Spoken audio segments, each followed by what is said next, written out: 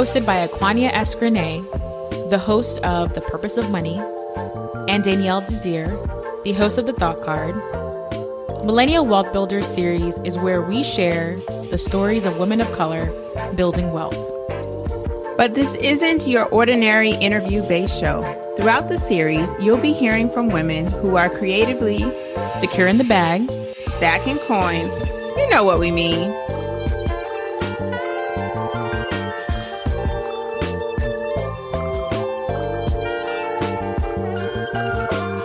This series would not be possible without the support of the Plutus Foundation. Millennial Wealth Builders is the proud recipient of the Plutus Foundation's Fall 2020 grant. Yeah, I can't believe how we got here, but I'm going to blame you. I hit you up because I saw an opportunity that dropped in my inbox, and it was a grant. And it just so happens to be the Plutus Foundation, which is really well known in the personal finance space for really helping creators like bring their ideas to life. So I had this idea. I was like, okay, I want to do something, but I don't really necessarily want to do it solo. And I love podcasting. And I was like, who can I collaborate with and what kind of topics are we both interested in? And I immediately thought about you because I'm like, we're both in the wealth building stages of our lives. And we're both also women of color. So I pitched Acquania the idea. She loved it. And your podcast fits so perfectly. I can't agree more. And I'm actually glad because I wasn't aware of the opportunity, but as soon as I heard about the Plutus Foundation grant, I jumped on it. We wrote this thing out and here we are. We're the recipient of the Plutus Foundation Fall 2020 grant. It is going to help us produce Millennial Wealth Builders Series, which is going to be a series where we highlight women of color and their wealth building strategies. So I'm super excited about that because that is what I live to do. I know. And I think for us, what was really important was to highlight women of color because we're both women of color. And there are lots of gaps. Like we know there's one really notable gap is like there's a wealth gap, number one, but there's also the pay gap. So we wanted to really highlight that, yes, despite the obstacles, that there are some incredible stories out there of women who are crushing it, who are finding creative ways.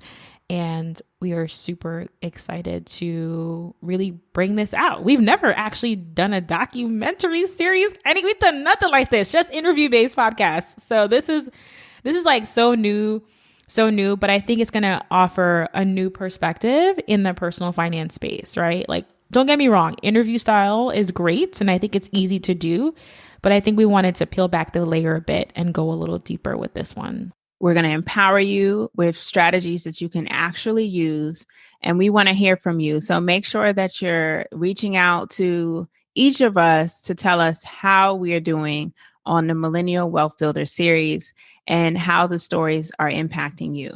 So we're going to bring you a new episode of Millennial Wealth Builders on the first of every month. It's going to be syndicated on each of our podcasts. So make sure to check out the Thought Card podcast and the Purpose of Money podcast, like you always do, to hear the latest episodes on the first of every month.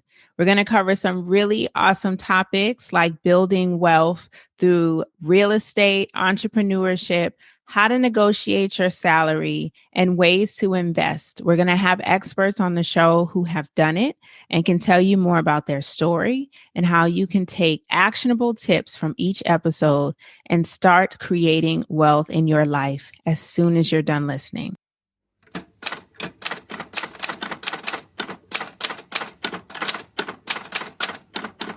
My wealth building journey began in high school when my dad gave me a copy of Rich Dad, Poor Dad by Robert Kiyosaki.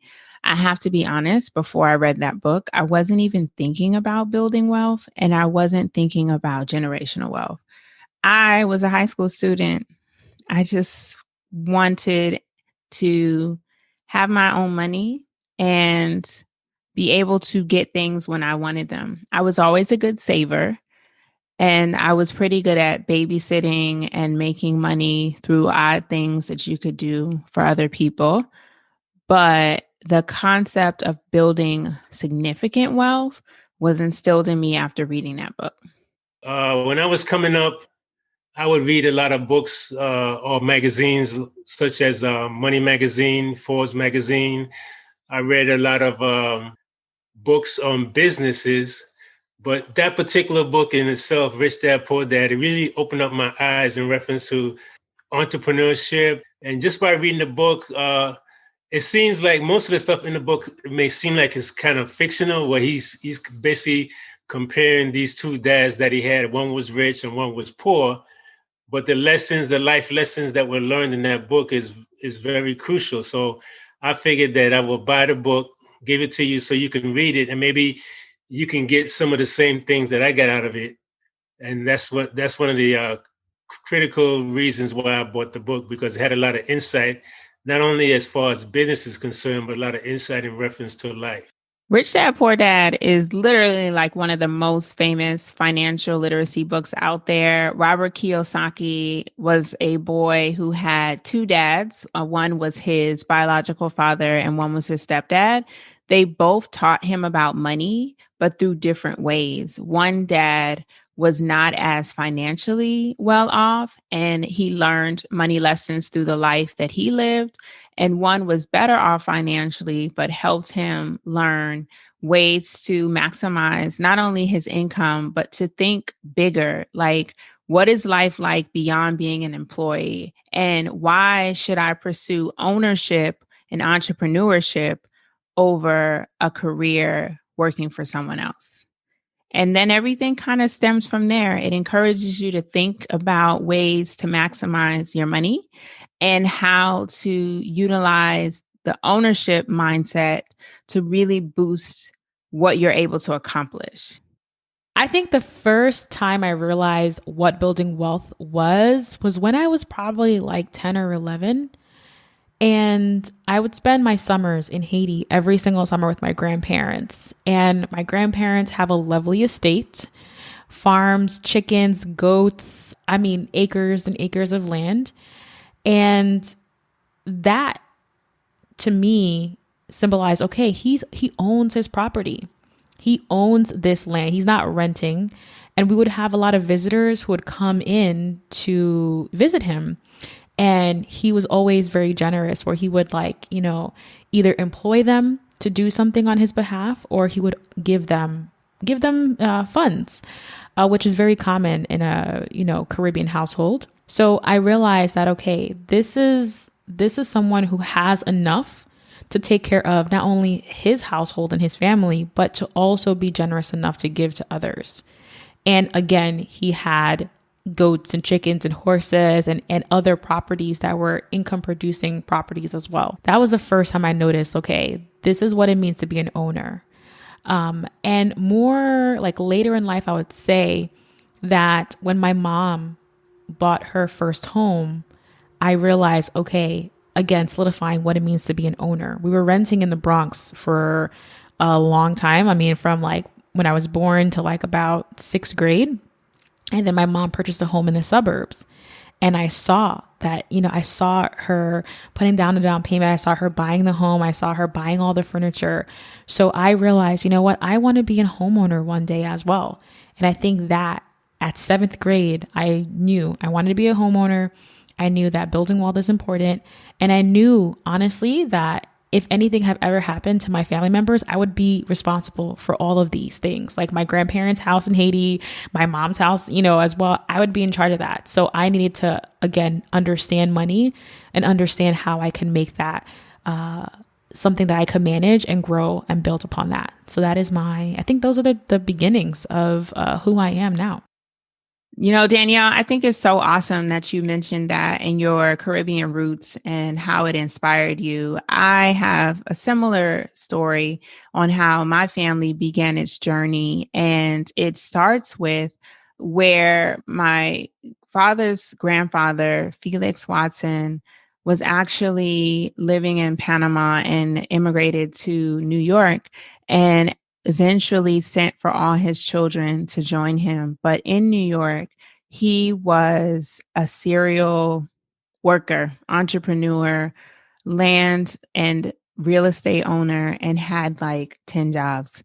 My dad and family members have told the story about how he did so many jobs in his community. It was difficult to count and to keep up. And a lot of it was giving as well. Like he used to manage a store, a school. He was a social worker and he had property and he used to hand collect his rent from his tenants. And then when anytime somebody needed something, he was always the first person the community came to when they needed help, and he would give a helping hand. I stayed with my grandfather, and my grandfather was an entrepreneur. There's not a lot of stuff that I could say that he didn't do. He was a businessman. He was a lawyer. He was very astute in business. So on Saturdays, he used to take me around to these apartment buildings that he owned. I didn't realize that he owned so many. And we would go around and collect the rents at the end of the month.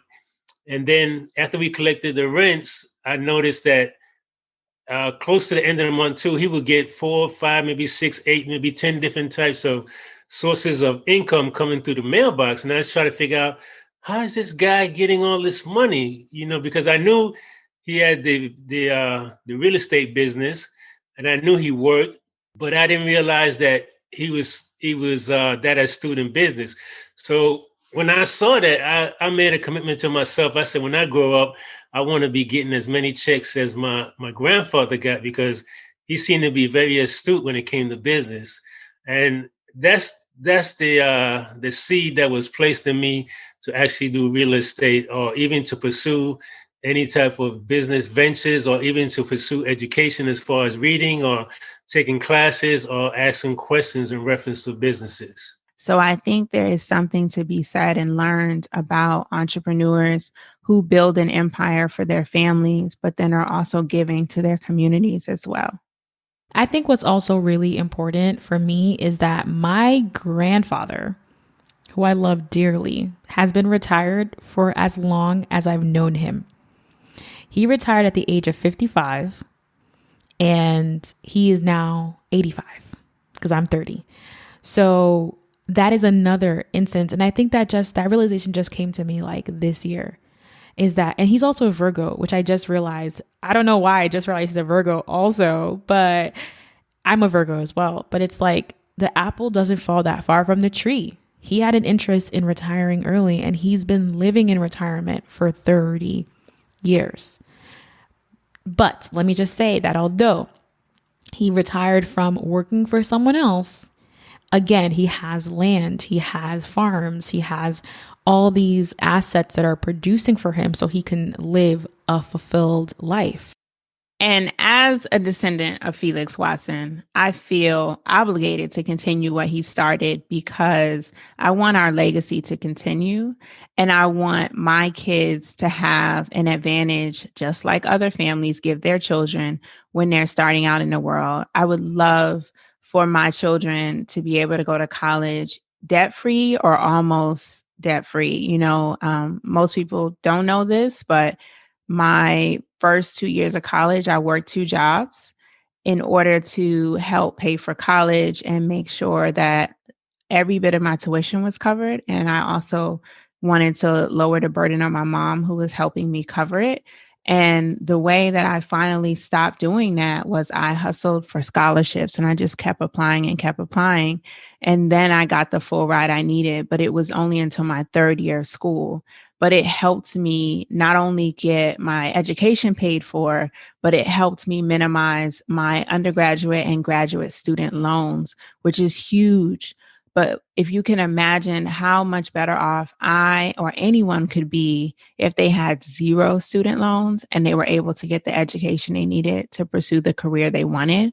So that's just one of the advantages that I'm providing for my children by saving for their college now. One of my first accomplishments financially was being able to save $5,000. I actually think it was $10,000 in my investment accounts before I turned 18 and went to college. So I had been like working at the movie theaters, at clothing stores, and I had been saving up some money. I'm pretty sure it's between 5 and 10. Don't quote me on it, but I was so proud of myself that I was able to save that much money in high school. Now, fast forward, my story is that I had $63,000 of student loan debt, and I paid that off in 4 years. I did that through a number of ways, like living at home, like really throwing money at it, being strategic, and really focusing on my interests. That was really, really important. However, at the time while I was paying off my student loans, I was living at my mom's, like I mentioned, but I knew I wanted to be a homeowner. Again, going back to that Hades and, summers in Hades story, and knowing that homeownership was so important. But also in Connecticut, where I live, it's cheaper to be a homeowner than it is to rent. So it made sense for me to start saving money to move out as soon as I was done with my student loans. So that's exactly what I did. I had saved enough money. I purchased my home. I live in said home now, and it's been over 3.5 years since I purchased my home. Now, during that time, I've also been able to pay off $22,000 of my mortgage. So I'm ahead, many, many years ahead. I want to be financially independent and I want to retire early. So I need to remove as much, at least in my theory, in my mind, I need to remove as much debt as possible so that I can live on less. So that is why my mortgage is one of my number one priorities financially. I'm married now, and we are really interested in purchasing our first investment property. So I think in the future, you're definitely going to be hearing about me purchasing my first investment property, and the story continues to unfold. At 16, I opened up a Roth individual retirement account after reading Rich Dad, Poor Dad with the same goal. I want to retire early and I don't want to work forever. And I just remember going into the bank and the lady looking at me like, why are you doing this? Like, who put this idea in your head? And I said, I did. I read about it and I know that it's a good way to get started. And I took my first paycheck, the whole paycheck. I was working at a retail store that summer, selling clothes, kind of like, cute women's clothes that you could wear. And my first check was about $252. And, most students at that age would have said, I want to save some money for myself. I want to go out. I want to put some of this money towards fun stuff. But I was like, if I don't save now, I probably never will get started. So I made a sacrifice to dedicate that first check to that purpose.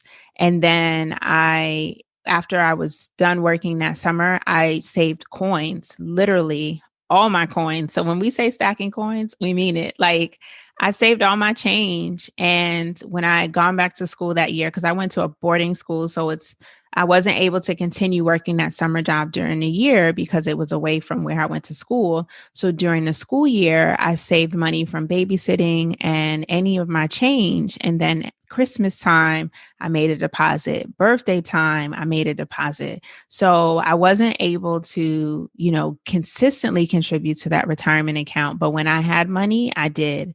And then when I got out of college and I had a steady paycheck, then I started to make monthly contributions. So I still have that Roth individual retirement account. It's still working and growing for me. It's just in the background, just building. And after starting my career and getting married, one of the things my husband and I really did well in our first 3 years of marriage was save. Like, we had so many vehicles set up to put money aside. We were saving in life insurance. We were saving in investment accounts, and we were actually able to save more once we decided to move abroad, taking advantage of geo arbitrage. My job moved both of us overseas. And he was able to get a job overseas with me in Dubai. And so we rented out his house that he had purchased before we got married. So we became instant landlords. We allowed the tenant's rent to cover the mortgage. So we have a property that's paying for itself. And then we had our living costs mostly covered in Dubai. So the money we would have spent to pay our own mortgage, we saved. For 3 years, we saved all that money. And when we came back to the US, we purchased a home for our family because we expanded a bit. We had another son in Dubai. So we came back instead of a family of 3 as a family of 4. So we needed more space. So we decided to purchase our dream home in Virginia, which was a lot more expensive than the house he had purchased before. So it did take more money. But in 1 year, in 2016, we were able to buy our dream home, and I was able to purchase a rental property in another state in Pennsylvania. And the only reason that's possible is because we had the savings to do both. And I'm very proud of the fact that that same year, we also were able to help my mother-in-law purchase her condo. All of her children were able to contribute to that purpose. And most people think, oh my God, how could you possibly contribute to 3 down payments in 1 year? And it was all because we were aggressive savers and investors. And we were able to utilize that money to help ourselves and to help our family. And that was tremendous because it was really a gift to be able to help my mother-in-law. And it was a blessing to provide a house for our family, and rental income through the rental investment as well ended up being something that helped out for 2 years. So now I own about almost $1 million in real estate, and I utilize real estate investing as a great way to produce passive income for myself. But I'm also an entrepreneur outside of my 9-to-5. I do sell life insurance, and I'm a financial coach. And I use those income streams to invest in long-term investments that'll produce passive income in the future. So I'm always thinking forward and upward, and I'm constantly into stuff. So in a few weeks, I hope to have my own updates as to what I'm investing in next. The marathon continues. Stay tuned for new episodes of Millennial Wealth Builders on the first of every month. Take a screenshot of you listening and make sure to share it with us on our Instagram pages at The Thought Card and at The Purpose of Money. And don't forget to subscribe to both of our shows wherever you're listening. And we appreciate reviews. If you like what you're hearing, leave a review on Apple Podcasts and make sure to say MWB so we know you're talking about the Millennial Wealth Builders series.